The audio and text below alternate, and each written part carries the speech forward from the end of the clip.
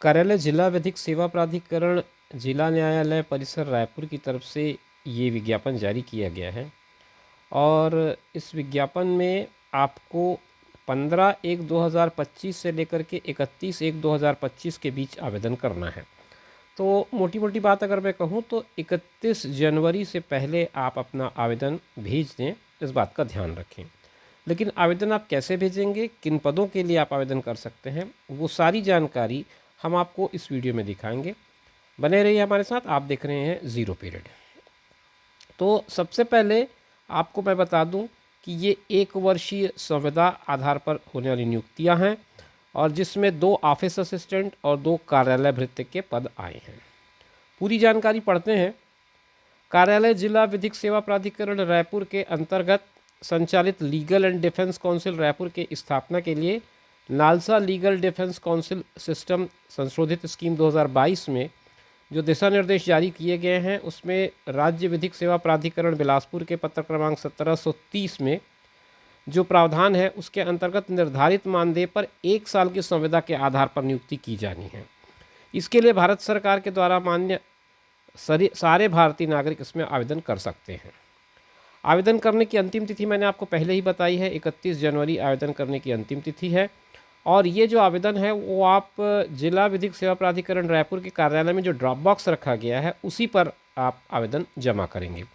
इसके अलावा अन्य किसी भी माध्यम से आवेदन स्वीकार नहीं किए जाएंगे। ये सारी बातें आप नोट करके रख लीजिएगा, तो आपके लिए आसानी होगी, ताकि आप किसी तरह के गूगल लिंक या फिर किसी तरह का कोई कुरियर मेल या स्पीड पोस्ट की उपयोगिता को इसमें उपयोग करने का प्रयास न करें, क्योंकि आपको ड्रॉप बॉक्स पे ही अपना आवेदन जमा करना है। ऑफिस असिस्टेंट के 2 पद हैं और ये दोनों पद अनारक्षित हैं। इसी तरह से कार्यालय भृत्य के 2 पद हैं, ये भी अनारक्षित हैं। तो कुल मिलाकर के ये 4 पदों की वैकेंसी है। आगे समझते हैं इसमें आपको और क्या क्या बातें हैं जो जाननी चाहिए। एक तो 1 वर्ष की अवधि के लिए ही नियुक्त किया जाना है। अगर स्टाफ की उपस्थिति और कार्यप्रणाली संतोषप्रद रही तो फिर आगे इसको नालसा के निर्देश के आधार पर आगे बढ़ाया जा सकता है। क्या क्या योग्यताएं होनी चाहिए वो समझ लेते हैं। ऑफिस असिस्टेंट का जो पद है उसमें आपको मान्यता प्राप्त संस्था या विश्वविद्यालय से स्नातक यानी कि ग्रेजुएट होना ज़रूरी है, तो आप इस बात को नोट कर लें। कम से कम योग्यता ग्रेजुएट बताई गई है। उसके अलावा आपको कुछ और चीज़ें लिखी है, जैसे बुनियादी वर्ड प्रोसेसिंग कौशल और कंप्यूटर संचालित करने की क्षमता, डेटा फीड करने का कौशल और बेसिक वर्ड प्रोसेसिंग आपके पास होनी चाहिए, वो स्किल आपके पास होनी चाहिए, और डाटा फीडिंग का स्किल आपके पास होना चाहिए। पेपर की उचित सेटिंग के साथ अच्छी टाइपिंग की दक्षता भी होनी चाहिए, मतलब आपकी टाइपिंग स्पीड प्रॉपर हो और आप DCA प्रमाण पत्र के साथ MS वर्ड और इंटरनेट का मिनिमम नॉलेज रखते हों। तो इन सब के लिए आपको एक मुश्त संविदा वेतन की जो राशि है वो 20,000 आपको मिलने वाली है। प्रति माह 20,000 रुपये आपको इसमें भुगतान किए जाएंगे मानदेय के रूप में।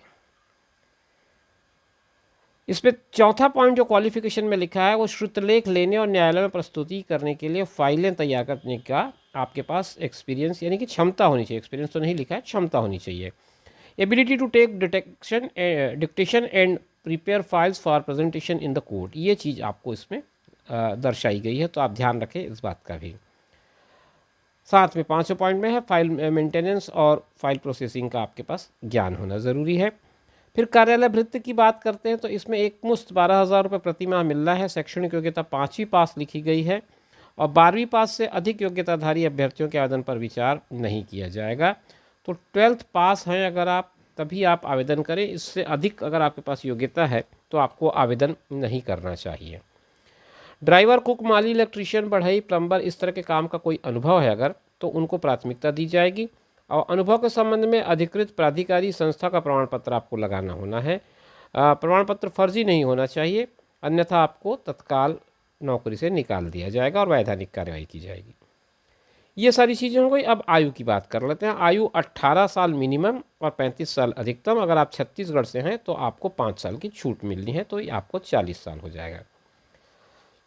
अब और कुछ बातें इसमें हैं तो देख लेते हैं, हम इसको थोड़ा सा स्क्रॉल कर लेते हैं। रोजगार कार्यालय में जीवित पंजीयन बहुत ज़रूरी है और शासकीय सेवकों को इसमें से छूट मिल जाती है। सारे छूट मिलाकर के आपकी एज लिमिट 45 प्लस नहीं होनी चाहिए, यानी कि 45 साल से नीचे होनी चाहिए। मैं स्क्रॉल कर देता हूं, जो आपके काम की चीज़ है वो हम एक साथ डिस्कस करते चलते हैं। आवेदन पत्र कैसे प्रस्तुत करेंगे, ये सबसे इम्पॉर्टेंट पार्ट है। तो इसके लिए आपको आवेदन पत्र विज्ञापन के साथ संलग्न है, जिसका डिस्क्रिप्शन बॉक्स में मैं आपको लिंक दे रहा हूँ, वहाँ से आप इसे डाउनलोड कर लेंगे और पूरी तरह से भर करके 31/5/2025 की संध्या 5 बजे बंद लिफाफे में भर करके स्पष्ट रूप से, जिसमें ये सब लिखा हो पता, उसको ड्रॉप बॉक्स में डाल दें। न्यायिक कार्य दिवस पर, मतलब आप संडे या जो ऑफ डेज होते हैं उसमें न जाएं, जो वर्किंग डेज हैं उसमें जा करके आप ड्रॉप बॉक्स में अपने आवेदन पत्र को डाल देंगे तो आपका आवेदन विधिवत जमा हो जाएगा। पंजीकृत डाक स्पीड पोस्ट के माध्यम से प्राप्त आवेदनों पर विचार नहीं किया जाएगा। देखिए, ये बात स्पष्ट इन्होंने लिखी है, पोस्टल मेथड नहीं अपनाना है। इसमें आपके आवेदन पत्रों को विचार नहीं किया जाएगा। और इसमें आवेदन पत्र के साथ आपको जो प्रमाण पत्र लगाने, इसमें शैक्षणिक योग्यता के सारे पत्र हो, जाति का हो, स्थायी निवास का हो, रोजगार कार्यालय का हो, और बाकी सब चीज़ें इसमें आप लगा देंगे, सबकी सेल्फ अटेस्टेड कॉपी। और अगर आप दोनों पदों के लिए आवेदन करना चाह रहे हैं तो दोनों के लिए अलग अलग आवेदन प्रस्तुत करेंगे, दोनों पदों के लिए अलग अलग आवेदन प्रस्तुत करेंगे। नियुक्ति हेतु चयन विधि एवं प्रक्रिया। ऑफिस असिस्टेंट का जो है उसमें स्नातक के प्राप्तांकों के आधार पर वरीयता दी जाएगी, और दूसरा चरण जो है कौशल परीक्षा और साक्षात्कार का होगा। और इसमें 100 अंकों की कौशल परीक्षा होगी और साक्षात्कार 20 अंक का होगा। और इसमें आपको 120 अंक की कुल परीक्षा से गुजरना पड़ेगा। 250 शब्द का हिंदी गद्यांश होगा जिसको आपको टाइप करना होगा। और मेरिट सूची और चयन प्रक्रिया यहाँ पर समझा दी गई है। जो कौशल दक्षता परीक्षा और साक्षात्कार में मिला करके एक वर्गवार मेरिट सूची बनेगी, और उसके आधार पर जो टॉपर्स होंगे वो सेलेक्ट किए जाएंगे। कार्यालय भृत्य संविदा के लिए आपको रिक्त पदों पर उचित पाए गए आवेदन पत्रों की जांच की जाएगी, और रिक्त पदों के 30 गुना से अधिक अभ्यर्थियों की सूची जो है 5वीं के प्राप्तांक प्रतिशत के आधार पर तैयार की जाएगी।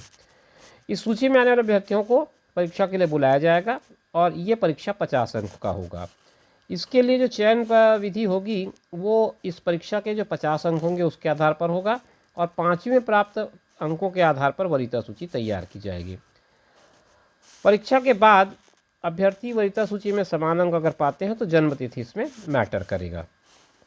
5वीं में अगर आपने ग्रेड सिस्टम से परीक्षा पास की हो तो स्कूल से आप इसके मार्किंग करा कर ले आए, प्राप्तांकों को उनके प्रतिशत का प्रमाण पत्र संलग्न करें, ताकि आपका मार्क्स जो है वो प्रॉपरली टैली हो जाए। उपयुक्तता परीक्षा एक दिवस में समाप्त नहीं होगी, तो आगामी दिवस में भी इसे संचालित किया जा सकेगा। ये सब कुछ इसमें है कि चयन सूची के बाद एक प्रतीक्षा सूची भी बनेगी, जो इस वेबसाइट पर उपलब्ध रहेगी। रायपुर जिले के डी कोर्ट का जो वेबसाइट है डिस्ट्रिक्ट कोर्ट का, वहाँ पर आपको 1 साल तक इसे प्रतीक्षा सूची को जीवित रखा जाएगा। आगे बढ़ते हैं, इसमें और कोई बात हो तो हम आपके साथ शेयर कर लेते हैं। वैसे मुझे नहीं लगता कि कोई बात और रह गई है। आपको सारी जानकारियाँ जो कुछ भी होंगी, पात्र अभ्यर्थियों की कौशल परीक्षा तो प्रवेश पत्र, ये सारी चीज़ें कार्यालय के वेबसाइट पर ही मिलेंगी, तो आप वेबसाइट के साथ अपडेट रहें, सारी सूचनाएं वहीं आपको मिलती रहेंगी। अंत में ये अध्यक्ष आप परीक्षा रोल लेवल सेल / भर्ती एवं नियुक्ति समिति का हस्ताक्षर आपको मिल जाएगा।